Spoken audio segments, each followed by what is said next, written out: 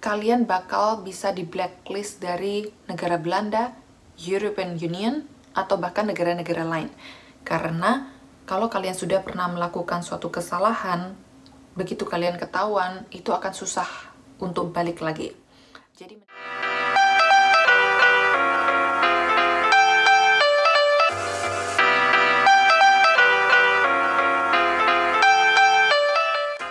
halo guys, apa kabar? Kembali lagi bersama aku, Merlin. Hari ini aku mau membahas topik yang paling sering dipertanyakan, yaitu mengenai syarat-syarat bekerja di Belanda. Nah, aku bagi menjadi 5 simple steps yang bisa kalian ikutin. Dan sebelum kita langsung menuju ke topik pembahasan, aku juga mau say hi buat teman-teman yang terus mendukung channel ini dan juga teman-teman yang baru bergabung. Selamat datang dan semoga kalian bisa menemukan banyak sekali topik-topik yang bermanfaat buat kalian. Jangan lupa untuk nanti mendukung dengan cara klik button merahnya, kasih like, dan apabila kalian memiliki pertanyaan, langsung aja ketik-ketik di kolom komentar. Yuk kita lihat.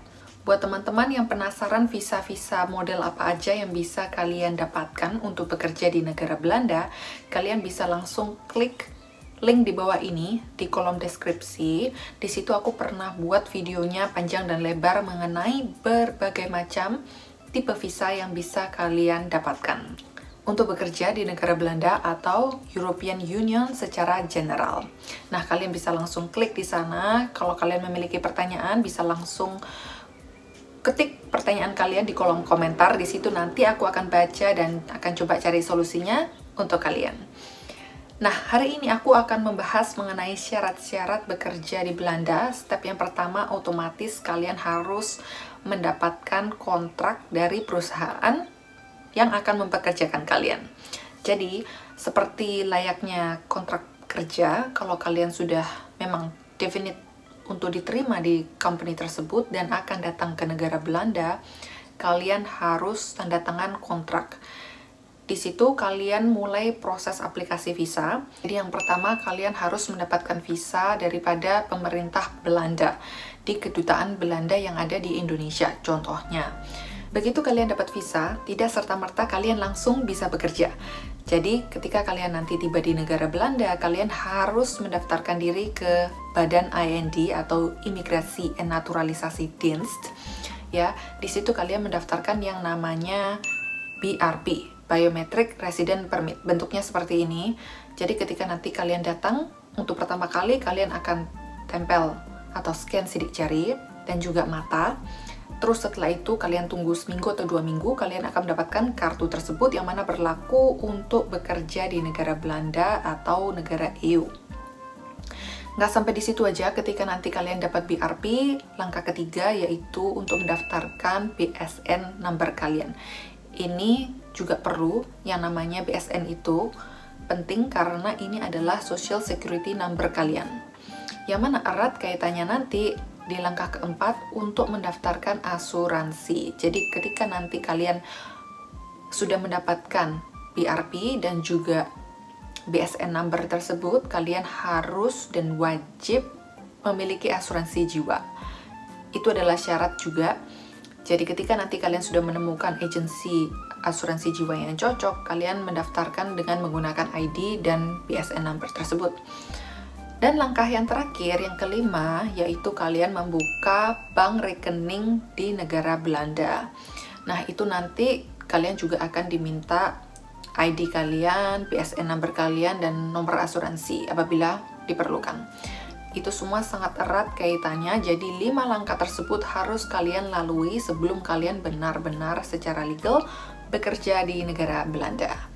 Biasanya kalau kita bekerja di negara Belanda itu pengaturan masalah gaji bisa bervariasi ya, tergantung dengan kesepakatan tempat kerja dan juga pekerja. Kalau saya pribadi gajinya itu bulanan, jadi sebelum akhir bulan tanggal 24 atau 23 setiap akhir bulan itu sudah selalu ada gaji. Tapi buat beberapa pekerja yang misalkan gajinya mingguan atau per 2 mingguan, itu pasti akan dibayar sesuai dengan perjanjian. Jadi 5 langkah tersebut itu benar-benar simple dan kalian harus laluin sebelum kalian benar-benar bekerja di negara Belanda. Selanjutnya aku juga ingin bahas mengenai kerja ilegal. Apakah kerja ilegal di negara Belanda itu diperbolehkan? Secara hukum, tidak. Kalau suatu perusahaan ketahuan mempekerjakan illegal employee, ya, karyawan yang mana gelap itu tadi, dan ketahuan, perusahaan tersebut bisa kena sanksi sampai dengan 8.000 euro per karyawan. Jadi bayangin kalau perusahaan tersebut memiliki lebih dari 1 orang, katakanlah 5 orang atau 10 orang karyawan yang gelap, bisa dibayangkan teman-teman. Ya, perusahaan tersebut harus membayar sanksi. Dan aku juga menghimbau buat teman-teman yang mana berpikiran untuk kerja gelap aja, mungkin ke Eropa gitu ya. Aku bilang hati-hati, mendingan tidak usah daripada kalian harus menderita nanti belakang-belakangnya. Karena apa? Karena yang pertama itu kalian bisa terkena sanksi juga, deportasi. Yang kedua, kalian juga harus membayar denda. Ketiga, kalian bakal bisa di blacklist dari negara Belanda, European Union, atau bahkan negara-negara lain. Karena kalau kalian sudah pernah melakukan suatu kesalahan, begitu kalian ketahuan, itu akan susah untuk balik lagi. Jadi mendingan kalian yang legal-legal aja caranya, jangan mempertaruhkan diri kalian.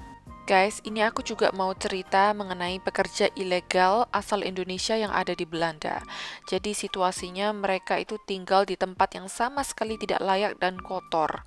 Dan mereka tuh harus bekerja selama 14 jam sehari dengan bayaran 25 euro saja. Itu tuh sangat rendah sekali. Di sini pelakunya tertangkap orang Suriname dan juga orang Indonesia.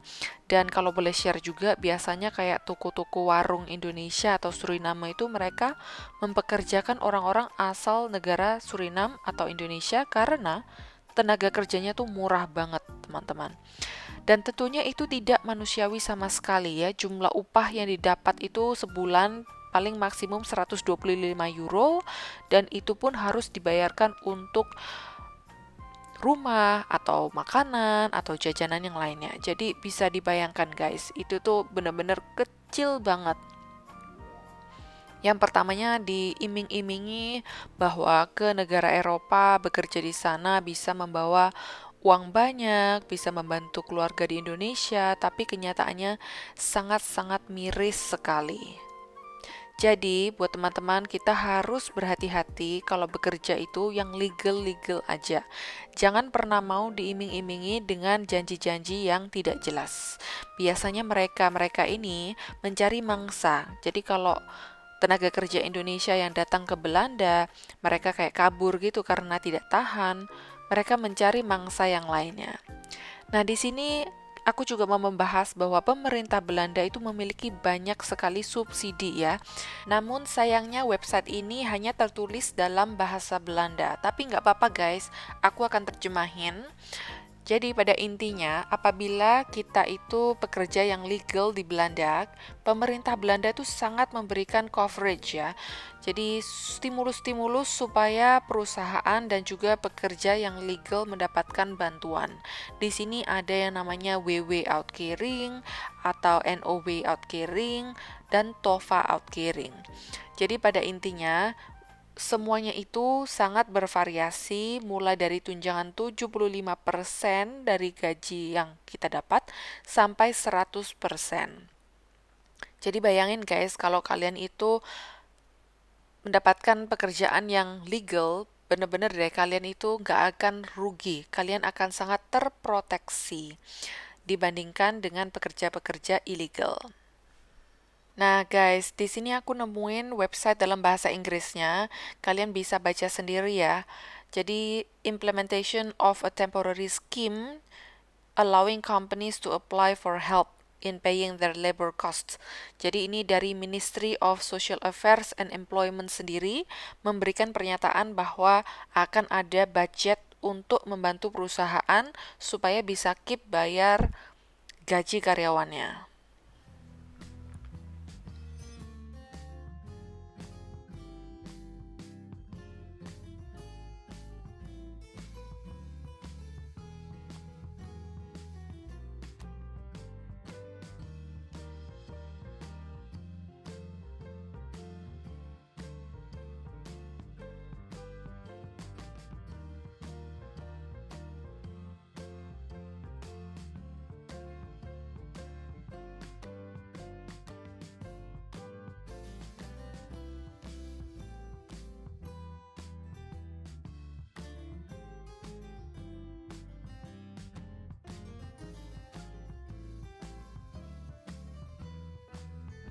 Kenapa sih mempekerjakan karyawan yang gelap di Belanda itu kok benar-benar ditentang?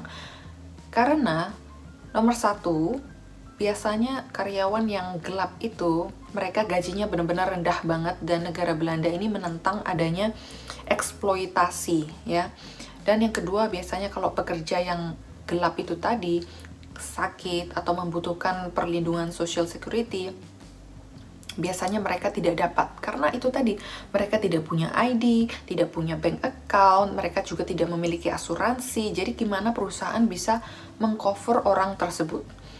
Ketiga, biasanya perusahaan-perusahaan tersebut menghindari yang namanya pajak. Jadi pajaknya digelapin. Sehingga hal tersebut juga berpengaruh kepada karyawan yang ilegal ini. Karyawan yang ilegal ini tidak membayar pajak juga. Nah, itu tidak adil bagi negara Belanda dan kalian benar-benar bisa dikenakan scores, sanksi. Itu semua tercantum di pasal-pasal Foreign National Employment Act ya. Memang ada undang-undangnya untuk perlindungan karyawan, dan biasanya perusahaan-perusahaan yang terdaftar di Belanda itu harus bekerja sama dengan inspektor. Inspektor tersebut akan datang berkunjung ke perusahaan-perusahaan yang mana sekiranya dia pikir oke, mereka akan melakukan investigasi melihat apakah karyawan-karyawan yang dipekerjakan itu legal. Dan apabila sampai kalian kena, katakanlah ada karyawan yang illegal, langsung kalian didenda, langsung kalian dicatat dan di blacklist. Itu tadi. Dan perlu diketahui, pengecekan oleh inspektor tersebut dilakukan secara berkala dan mereka harus bikin report apakah perusahaan tersebut memiliki karyawan dengan ID yang valid. Yang mana tujuannya itu adalah untuk mengurangi eksploitasi dan juga human trafficking. Jadi itu skalanya itu benar-benar besar sekali, teman-teman. Jadi buat teman-teman sekalian yang mana pada saat ini sedang dalam kondisi illegal working, aku pribadi sangat menyarankan supaya kalian segera mencari jalan keluar ya daripada situasi tersebut. Karena bener deh guys, jangan dipikir kalau kalian datang ke negara Belanda atau negara manapun di luar Indonesia, kalian bekerja secara ilegal itu aman. Kalian gak bakalan bisa enjoy.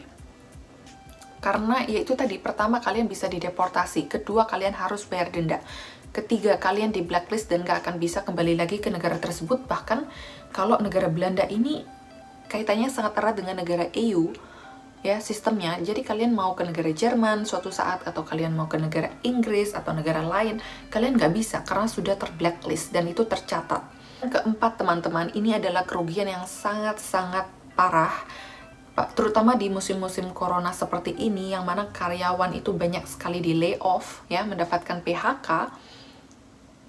Mereka mendapatkan tunjangan dari 75% sampai 100%. Ya, jadi bayangin kalau teman-teman kita aja yang legal benar-benar diprotek, mereka mendapatkan tunjangan dari pemerintah mulai dari 75% sampai 100% tersebut.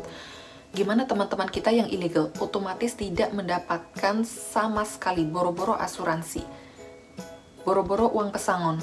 Tunjangan itu nggak ada sama sekali. Jadi kalian benar-benar perhatiin, mendingan nggak sama sekali. Dan yang terakhir, menurut aku ini adalah kerugian yang benar-benar signifikan dan harganya mahal juga, yaitu hidup kalian. Hidup kalian itu dipertaruhkan dan kalian nggak akan bisa enjoy yang namanya kerja secara legal. Ya, kalian seperti kayak hidup di bawah bayang-bayang dan kalian terus ketakutan kalau kalian bakal ketahuan sama pihak yang berwajib ternyata kalian itu gelap. Ya, mendingan lupain aja. Dan juga kalian itu bukan hanya membawa nama kalian ya, tapi juga nama baik negara Indonesia dan juga keluarga kalian yang ada di Indonesia. Jadi mendingan cari jalan yang legal-legal aja, tapi nanti aman kemudian. Oke teman-teman, itu tadi semua tips-tips dan juga syarat bekerja di Belanda. Semoga bisa sangat bermanfaat buat kalian, dan apabila kalian masih belum jelas mengenai beberapa poin yang aku jelasin barusan, silahkan kalian langsung ketik pertanyaan kalian di kolom bawah ini, dan aku selalu mendoakan kalian apapun yang kalian kerjakan bisa selalu sukses dan juga menghasilkan.